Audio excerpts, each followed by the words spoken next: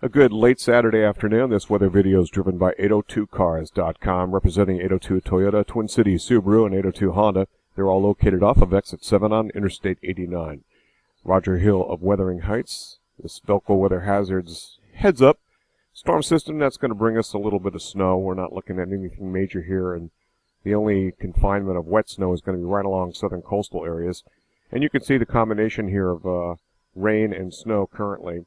Looking at temperatures in the 30s, and then slightly warmer 40s are creeping in on this northern side here. So latest observations show a lot of snow, and the heaviest snow is going to be right along these areas. Let's take a look at the latest computer modeling. So this is looking at the HRRR experimental, and first little flurries making it into southern Vermont roughly around 8 o'clock or 9 o'clock.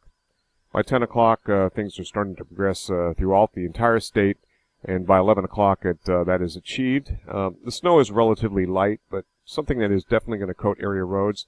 The very last part of the storm during the early morning hours to almost mid-morning, 5 o'clock in the morning, a little heavier shot of snow, and then it all moves on to the east.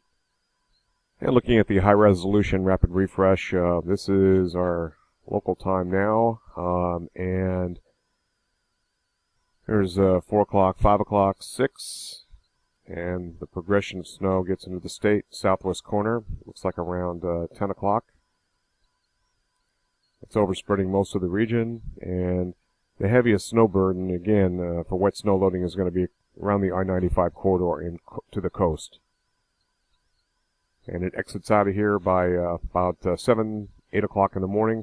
A couple leftover flurries up around the northern greens, and that's going to be about it. So the high-resolution ensemble forecast looks like we do get some upper mountaintop areas. It looks like generally about Sugarbush south and into the southern Green Mountains, but this is the main area of heavier snow, and you can see we're looking at somewhere between 2 and maybe 3 inches across a wide area here. Roger Hill, Wuthering Heights.